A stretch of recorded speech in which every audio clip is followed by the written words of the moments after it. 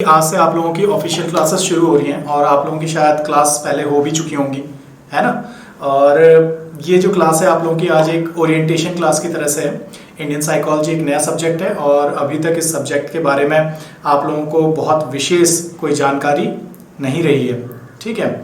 तो इस क्लास में जो हमारा प्रयास होगा वो होगा कि बहुत सारी चीज़ों के साथ आज हम एक्वेंटेड होंगे।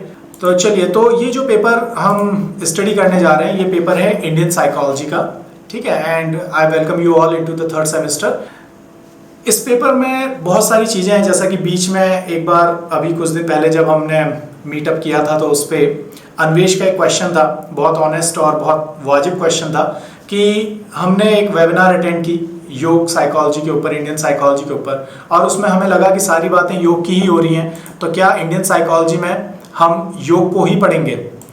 तो ये एक ऐसा क्वेश्चन है ना जो कि इंडियन साइकोलॉजी के पेपर के साथ आता है और ये एक ऐसा चैलेंज भी है जिसको कि हमें फेस करना पड़ेगा अपने इस करिकुलम के स्टार्टिंग कुछ समय तक। क्योंकि क्या होगा कि इंडियन साइकोलॉजी में जिस कंटेंट को हम स्टडी करेंगे, जिस कंटेंट को हम पढ़ेंगे, वो कंटेंट जहाँ से डेवलप हुआ है, वो कंटेंट जहाँ से ओरिजिनेट हुआ है, वो योग और योगिक साइंसेस की ही जो है शाखा है। इसलिए इसके अंदर जो आप कंटेंट पढ़ेंगे वो कंटेंट सिमिलैरिटी नहीं रखता, बल्कि it is the content of yogic sciences.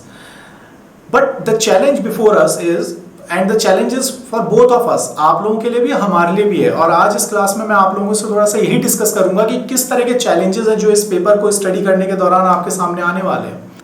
आपके हेल्प करने के लिए हमने वो प्रिपरेशंस कर रखी है जिनके थ्रू आपको उन चैलेंजेस को फेस करने में, उन चैलेंजेस को ओवरकम करने में मदद मिलेगी। देखिए, पहली बात तो यह है कि योग साइंस के मटेरियल को हम इस कंटेंट को हम इस पेपर के अंदर स्टडी करेंगे, but it is not that we are studying the yogic sciences. Yogic sciences का कंटेंट है, लेकिन अप्रोच और पर्सपेक्टिव जो है उसको स्टडी करने का, उसको समझने का, और जिस कॉन्टेक्स्ट में हम उसे समझना चाह रहे हैं that is totally different. That is the context, that is the approach of psychology, ठीक है ना। तो हम ये देखेंगे बेसिकली कि किस तरह से इंडियन ट्रेडिशंस में इंडियन नॉलेज जो कॉन्टेक्स्ट बने हैं, डेवलप हुए हैं, टेक्स्ट जो है, नॉलेज टेक्स्ट जो है, ठीक है ना, फिलोसॉफिकल जो टेक्स्ट हैं, जैसे जो शास्त्र हमारे कहे गए हैं, उन सब में साइकोलॉजी किस प्रकार से डेवलप हुई है उनके नजरिए में। क्योंकि देखिए, बेसिक चीज ये है, अगर आपने हिस्ट्री ऑफ साइकोलॉजी को समझा है, पढ़ा है, तो आप लोग इस बात को जानते होंगे that psychology is an aspect of philosophy, जहां पर हम पर्टिकुलर किसी एक स्पेसिफिक एरिया में अपनी नॉलेज क्वेस्ट को ले जाते हैं। इसीलिए भारतीय जो फिलोसफी, भारतीय जो दर्शन हुए हैं, इंडियन फिलोसॉफिकल स्कूल्स जो हुए हैं, उन सब के अपने अपने साइकोलॉजिकल पर्सपेक्टिव्स हैं, और उनमें से जो एक बहुत प्रचलित है वो योगिक साइंस का है। इसलिए बहुत सारा कॉन्टेक्स्ट जो यहाँ पर कंटेंट में आएगा वो योगिक साइंस का आएगा, बट आपको उससे कंफ्यूज नहीं होना है, and I will help you in that.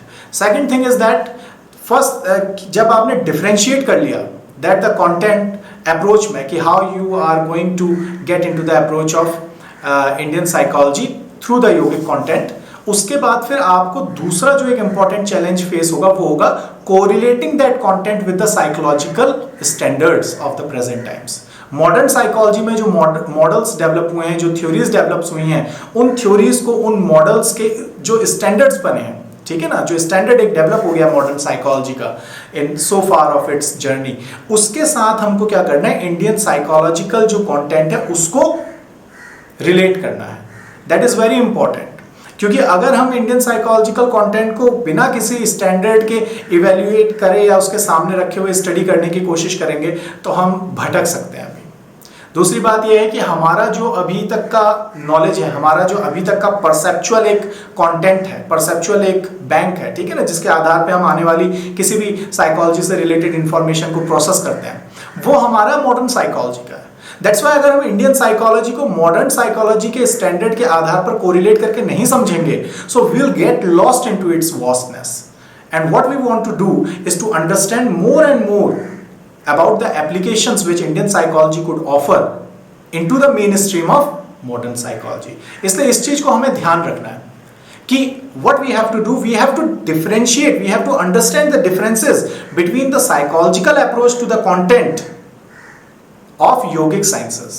We have to understand that how it is different that we are not studying the yogic sciences. We have to develop that approach, and after developing that approach, after 2 or 3 months, you will be able to understand how to correlate it with the existing standards and models of the modern psychology. तो जब ये दोनों चीजें हो जाएंगी तो आप Indian psychology के एक बड़े चैलेंज को फेस करने में सक्सेसफुल रहेंगे. ऑलराइट, इतनी बात हमारी समझ में आ गई. दूसरी चीजें ये हैं कि अब इस कंटेंट को जब आप स्टडी करेंगे, इस सब्जेक्ट को जब आप स्टडी करेंगे, तो ऐसे कौन से चैलेंजेस है जो आपको स्टडी करने के दौरान आप कहेंगे. पहला तो चैलेंज आपको ये आएगा कि आपको जो है टेक्स्ट मटेरियल या कंटेंट अवेलेबिलिटी जो है इस संबंध में, इस सब्जेक्ट के संबंध में, ठीक है ना, वो आपको थोड़ा कम मिलेगी. अगर आप यूनिवर्सिटी में होते तो लाइब्रेरी में इससे रिलेटेड बुक्स हैं, लेकिन वो थोड़ा सा हायर लेवल ऑफ कॉम्प्रिहेंशन पर हैं और हैं बहुत शानदार वो बुक्स, लेकिन आप जिस इनिशियल स्टेज पे खड़े होकर के उन्हें समझने के कॉन्टेक्स्ट से अगर पढ़ते तो उसमें आपको बहुत परेशानी होती. इसलिए कंटेंट को लेकर के आपको दिक्कत होगी.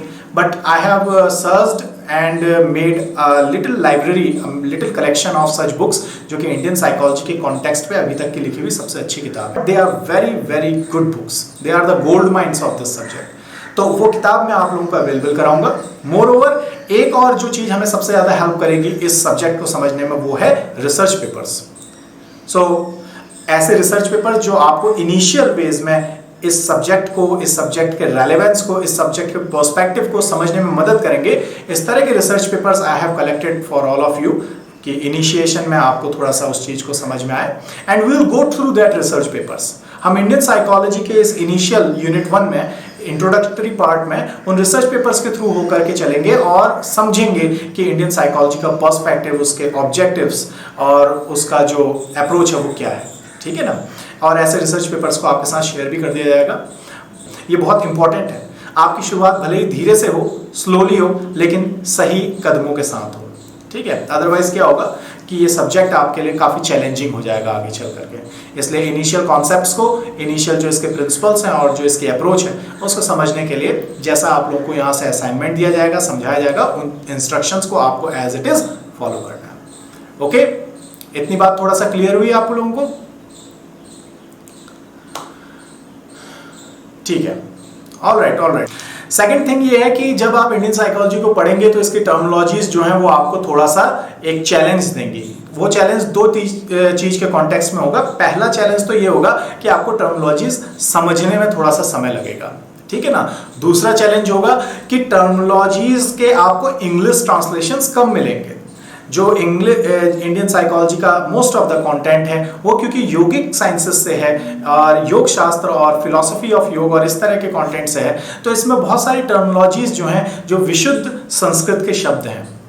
अब आप अगर उनको ट्रांसलेट करने का कोशिश करेंगे इंग्लिश में, so you can do that, but I will suggest you कि आप ओरिजिनल वर्ड्स को ही यूज करें. But you can do one thing is कि आप ब्रैकेट में उनके इंग्लिश ट्रांसलेशंस या जो भी इंग्लिश टर्म्स हैं उस पर्टिकुलर संस्कृत टर्म को डिनोट करने के लिए उसको इनिशियल में लिख सकते हैं और इस तरह से अपनी प्रैक्टिस कर सकते हैं. एंड फर्दर धीरे धीरे जैसे जैसे आपका कॉन्सेप्ट क्लियर होता चला जाएगा, आप सभी लोग अपने माइक्स बंद कर दीजिए. किसी का माइक नहीं खुला होना चाहिए. ठीक है ना. Otherwise it will be creating disturbance. So उसको आप ऑफ कर दीजिए. और इस तरह से धीरे धीरे जैसे जैसे आपका कॉन्सेप्ट क्लियर होता चला जाएगा, आपकी थोड़ा सा कॉम्प्रिहेंशन डेवलप होगा इस पेपर में, then you are free to use those translations in English और हिंदी. ठीक है ना. दूसरी चीज ये है कि जो लोग इंग्लिश मीडियम से हैं उन लोगों को थोड़ा सा दिक्कत होगी क्योंकि कंटेंट आपको हिंदी में भी मिलेगा. But the good thing is that कि in last few months I have searched for such books और इंग्लिश में भी कुछ बुक्स अवेलेबल हुई हैं, तो आप लोगों को अपना कंटेंट डेवलप करने में उससे भी हेल्प मिल सकेगी. ठीक है. तो इन सब चीज़ों को आपको ध्यान रखना है. You have to be very attentive in every class, क्योंकि अगर आप कहीं पर भी किसी भी चीज़ को मिस करते हैं तो क्योंकि आप इनिशियल फेज में हैं, इंट्रोडक्टरी फेज में हैं और अभी आप इससे एक्वेंटेड नहीं हैं, तो आपको उस चीज़ को वहाँ पर फिर से कनेक्ट करने में दिक्कत होगी और वो दिक्कत आपको आगे ज़्यादा परेशान कर सकती है. इसलिए you have to be connected. Furthermore another thing is that कि इस कॉन्टेक्स्ट में जो भी असाइनमेंट्स या जो भी होमवर्क आपको करने के लिए कहा जाएगा वो आपको कंप्लीट करना है. ठीक है ना. I make sure that it should not create any burden on you and it should be into a good and healthy practice के तौर पर ये आपको डेवलप कर सके एज अ स्टूडेंट इस फील्ड में, but you have to be thorough with that, you have to be thorough with your efforts, ठीक है ना। तो इन सब चीज़ों के साथ जो है अब स्क्रीन को एक बार फिर से आपके साथ शेयर कर लेते हैं और ये जो बात है ये शुरू करते हैं। तो ठीक है ना, तो सबसे पहले इस चीज़ को समझते हैं that what was the need of indigenous approach in psychology. Psychology, as we know, has been developed from the several years, ठीक है ना। और ग्लोबल लेवल पर जो साइकोलॉजी का डेवलपमेंट हुआ मोस्टली यूरोपियन और वेस्टर्न जो कंट्रीज हैं वहाँ पर हुआ। और ये जो साइकोलॉजी डेवलप हुई यूरोपियन और वेस्टर्न अप्रोचेस के अंतर्गत, वेस्टर्न सिस्टम के अंतर्गत, इस साइकोलॉजी ने डोमिनेट किया है, ठीक है ना। दुनिया में साइकोलॉजिकल एप्लीकेशंस को डेवलप करने में, अप्रोचेस को डेवलप करने में अपने थ्योरीज, अपने प्रिंसिपल्स और मॉडल्स के थ्रू डोमिनेट किया। And it is not like that these had not worked so far. Modern psychology has been developed to its advance stages, और इसने बहुत सारे एडवांसमेंट्स ऐड किए हैं टेक्नोलॉजी के फील्ड में, ह्यूमन बिहेवियर के अंडरस्टैंडिंग के फील्ड में, और बहुत सारे ऐसे फील्ड्स में जहाँ पर कि ह्यूमन और ह्यूमन बिहेवियर्स के फंक्शनिंग होती है। और उसी सब का परिणाम है कि आज हम देखते हैं कि बहुत सारे ब्रांचेस और फील्ड्स ऑफ साइकोलॉजी आज डेवलप हो चुके हैं। तो क्वेश्चन ये उठता है that what was basically the need to talk about indigenous psychology और indigenous approach in psychology. Now what is indigenous? Indigenous term का मतलब होता है, हिंदी में कहें तो स्वदेशी, रिलेटिव, ओरिजिनेटेड और related to the native place. जिस प्लेस से आप बिलोंग करते हैं उसी प्लेस से वो अप्रोच भी डेवलप्ड हुई है, ठीक है ना। क्षेत्रीय जो एक अप्रोच है, जो एक रीजनल अप्रोच है, जहां कहीं से भी आप बिलोंग करते हैं वहीं पर डेवलप हुई approach, not borrowed away from some other culture और एरिया। तो ऐसे को इंडिजिनस कहा जाता है। तो इंडिजिनस साइकोलॉजी अपने आप में इस चीज को डिस्क्राइब करता है। When we are talking about indigenous psychology, we are particularly pointing out at the need of the approach of psychology which has been developed from our own region, ठीक है ना। जो हमारे ही क्षेत्र से, हमारे ही सांस्कृतिक जो परिवेश है, कल्चरल जो एनवायरनमेंट है, वहां से डेवलप हुई हो, हमारी सोशियो कल्चरल सेटिंग्स में जिसका ओरिजिनेशन हुआ हो, ऐसी अप्रोच जो होती है उसको इंडिजिनस अप्रोच कहा जाएगा साइकोलॉजी में। तो क्वेश्चन ये रहता है कि why the need of developing indigenous approach in psychology was felt. तो यहां पर कुछ पॉइंट्स हैं जिसके थ्रू हम इस चीज को समझने की कोशिश करते हैं। The first point is that social differences among different cultures. ये एक बहुत ही अंडरस्टूड फैक्ट है that different cultures have their different styles and approaches toward the living. और ये सब जो डिफरेंसेस हैं ये सोशल डिफरेंसेस को क्रिएट करते हैं, क्योंकि कोई एक पर्टिकुलर कल्चर वहां की सोसाइटी का फ्रेमवर्क होता है। तो इसलिए अगर हम ये देखते हैं कि वेस्टर्न कल्चर में कोई साइकोलॉजिकल डेवलपमेंट हुआ है या कोई साइकोलॉजिकल अप्रोच डेवलप हुई है, so that approach must be originating from the cultural environment surrounding that region। और ऐसा जब हुआ है तो उसके अंदर के जो कंपोनेंट्स होंगे वो एक स्पेसिफिक कल्चर से ओरिजिनेटेड, एक स्पेसिफिक कल्चर से इन्फ्लुएंस्ड होंगे। नाउ अगर वो अप्रोच को हम किसी दूसरे कल्चर में लेकर के जाएं, सो दैट एप्लीकेशन मे और may not be applicable to that culture also. वो एप्लीकेशंस वहां पर फिट नहीं होंगे। इस चीज को साइकोलॉजी में जो टर्म आप जानते हैं डिनोट किया जाता है कल्चरली बायस, ठीक है ना, बायसनेस के साथ, कल्चरल बायसनेस के साथ। कल्चरल बायसनेस का मतलब है किसी एक पर्टिकुलर कल्चर को ज्यादा जो रिप्रेजेंट करता है, पर्टिकुलर कल्चर का जो इन्फ्लुएंस है वो ज्यादा डोमिनेटिंग होता है, तो उसको कल्चरली बायस्ड कहा जाता है। तो ये जो सोशल डिफरेंसेस आते हैं कल्चर्स के बीच में, इनके कारण किसी एक जगह डेवलप हुई साइकोलॉजी की जो अप्रोच है उसको हर जगह परफेक्टली एप्लीकेबल नहीं माना जा सकता। दूसरी चीज आ जाती है डिफरेंसेस इन बिलीफ सिस्टम्स। अब ये जो बिलीफ सिस्टम के डिफरेंसेस है ये भी कल्चरल अपब्रिंगिंग का ही परिणाम है, लेकिन हम इस पर स्पेशल एम्फेसिस इसलिए दे रहे हैं because beliefs form a large amount of our cognitive functions. जो हमारे बिलीफ सिस्टम्स होते हैं वो हमारे थॉट सिस्टम्स को डायरेक्ट करते हैं। हमारे थॉट्स, हमारे बिहेवियर, हमारे मोटिव्स, ये सभी हमारे बिलीफ सिस्टम से जो होते हैं कि प्रेरित होते हैं। जैसा हम मानते हैं, जैसी हमारी मान्यताएं होती हैं, जिस प्रकार के वैल्यूज, जिस प्रकार के मूल्यों को हम मानते हैं, जिस प्रकार के आदर्श हमने अपनी संस्कृति में, अपने कल्चर में देखे हुए होते हैं और उन्हें फॉलो कर रहे होते हैं, ये सभी हमारी मानसिकता को, हमारे सोचने समझने की शक्ति को, हमारे कोऑर्डिनेशन को प्रभावित करते हैं। और इसलिए इसका एक बहुत बड़ा रोल होता है किसी भी बिहेवियरल अंडरस्टैंडिंग को समझने के लिए।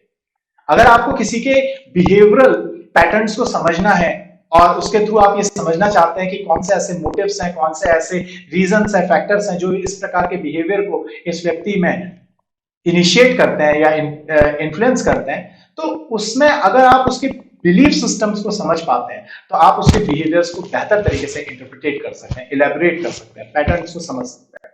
इससे बिलीफ सिस्टम्स के जो डिफरेंसेस है वो एक इंपॉर्टेंट रोल प्ले करते हैं। इसके अलावा बहुत सारे और भी ऐसे लाइफ में एस्पेक्ट्स होते हैं, ऐसे बहुत सारे डोमेन्स होते हैं जो कि एक फैक्टर का रोल प्ले करते हैं हमारे कोऑग्निटिव और बिहेवियरल एस्पेक्ट्स में। इन सभी एस्पेक्ट्स को समझना बहुत जरूरी होता है और इसीलिए इसके आधार पर आए हुए डिफरेंसेस बहुत इंपॉर्टेंट हो जाते हैं जब हम किसी साइकोलॉजिकल अप्रोच की बात करते हैं इंप्लीमेंटेशन के तौर पर।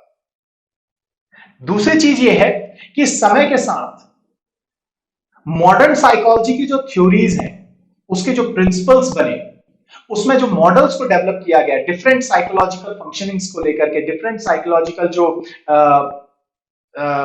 जो बहुत सारे जो साइकोलॉजिकल प्लेटफॉर्म्स हैं उनकी इलेबोरेशंस को लेकर के, उसकी वैलिडिटी पर क्वेश्चनिंग होने लगी कि वेस्टर्न सिस्टम में डेवलप हुए यूरोपियन सिस्टम से बेसिकली इन्फ्लुएंस्ड ये जो साइकोलॉजिकल अप्रोचेस हैं, प्रिंसिपल्स हैं, थ्योरीज हैं, क्या ये सभी कल्चर्स में इक्वली एप्लीकेबल हैं? क्योंकि कल्चरल अप्रोच में बहुत बड़ा डिफरेंस है और कल्चरल अप्रोच में डिफरेंस होने के कारण, जो की बात हमने अभी ऊपर की, तो इन प्रिंसिपल्स, थ्योरीज और मॉडल्स के इंप्लीमेंटेशन की, इनके वैलिडिटी पर, इनकी रिलायबिलिटी पे एक बहुत बड़ा क्वेश्चनिंग उठ जाता है। तो नीड फील की गई that we must develop an approach which will be totally indigenous to a region, to a area। और ये जो नीड थी, it resulted in the attempts to indigenize the psychology and to develop indigenous psychology all over the world। ठीक है ना? To indigenize the psychology and to develop indigenous psychology। अब ये दोनों वर्ड्स जो हैं ये बहुत इंपॉर्टेंट वर्ड्स हैं, indigenize the psychology and indigenous psychology। Most of the time क्या होता है कि जब आप इंडिजिनस साइकोलॉजी को पढ़ते हैं तो इंडिजिनस, इंडिजिनाइजेशन, इंडियन, इन सब को हम एक ही शब्द का या एक ही पर्याय मानते हैं।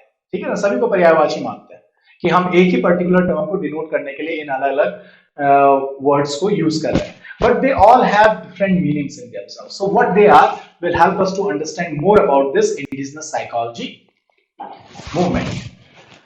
सो फर्स्ट थिंग इज दैट कि जब इंडिजिनाइजेशन होना शुरू हुआ साइकोलॉजी का, इंडिजिनस साइकोलॉजी के डेवलपमेंट की बात होने लगी, तो ऐसी स्थिति में अलग अलग रिसर्च ट्रेंड्स डेवलप हुए इस फील्ड में। और इन रिसर्च ट्रेंड्स को बेसिकली 3 टाइप्स में कैटेगराइज किया गया। First is the indigenisation of psychology, second is indigenous psychology and third one is Indian psychology. तो ये तीनों क्या है, इसको देखते हैं। देखिए, सबसे पहले इंडिजिनाइजेशन ऑफ साइकोलॉजी का मतलब है सब्जेक्टिव टू नेटिव इन्फ्लुएंस, जैसा यहां पे लिखा हुआ है। That means anything which will be brought to our region, we will convert it, transform it और develop it according to our regional requirements, according to our specific regional needs. इसी को adaptation कहा जाता है। You all must be acquainted with this term adaptation। Psychological test का, batteries का, questionnaires का adaptation होता है। जब कोई फॉरेन या डिफरेंट कल्चर में डेवलप्ड क्वेश्चनर या बैटरी या इस तरह का साइकोलॉजिकल टूल यूज किया जाता है, तो उससे पहले क्या किया जाता है, उसका इंडियन एडेप्टेशन किया जाता है। और इंडियन एडेप्टेशन में क्या होता है, the same thing, indigenisation of the psychology. So indigenisation of the psychology means कि उसके प्रिंसिपल्स, उसकी थ्योरीज और जिस मॉडल पे वो काम कर रहा है, all will remain the same, but the application part of that approach will be modified according to our own personal needs, according to our cultural and social needs। That is called indigenization and we do adaptation for that। ठीक है ना? Second चीज आ जाती है indigenous psychology. Indigenous psychology denotes to the approach which is developed in our own cultural और social settings. तो अगर हम किसी क्वेश्चनर या किसी साइकोलॉजिकल टूल को डेवलप कर रहे हैं जिसको कि हम अपने कल्चरल और सोशल फ्रेमवर्क एनवायरनमेंट को ध्यान में रख करके डेवलप कर रहे हैं, तो ऐसे में वो चीज जो है वो इंडिजिनस है। ठीक है ना?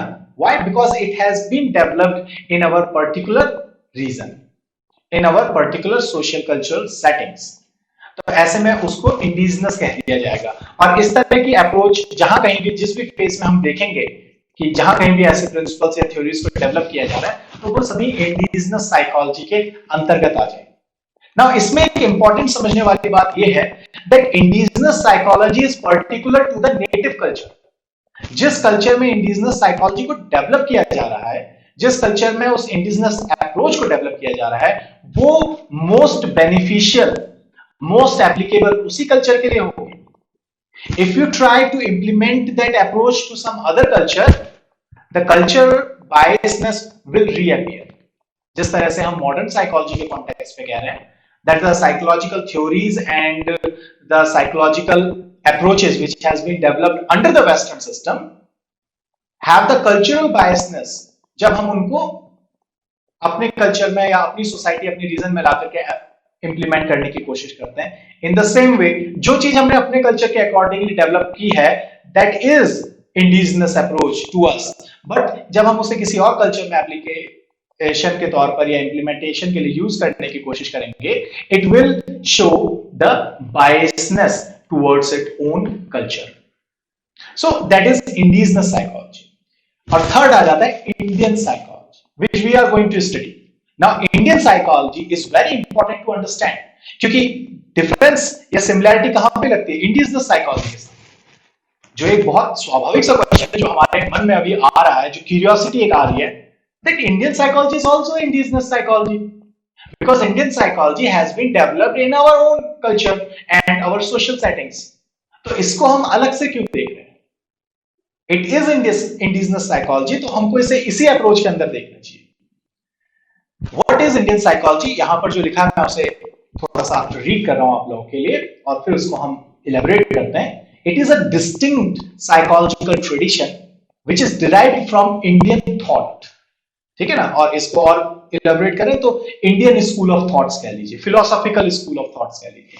And it is a perspective broader than the indigenous psychology। Now here we are getting to the difference it has with the indigenous approach of psychology and whose usefulness। और ये जो ब्रॉडर हो रहा है पर्सपेक्टिव, ये कहां पर हो रहा है?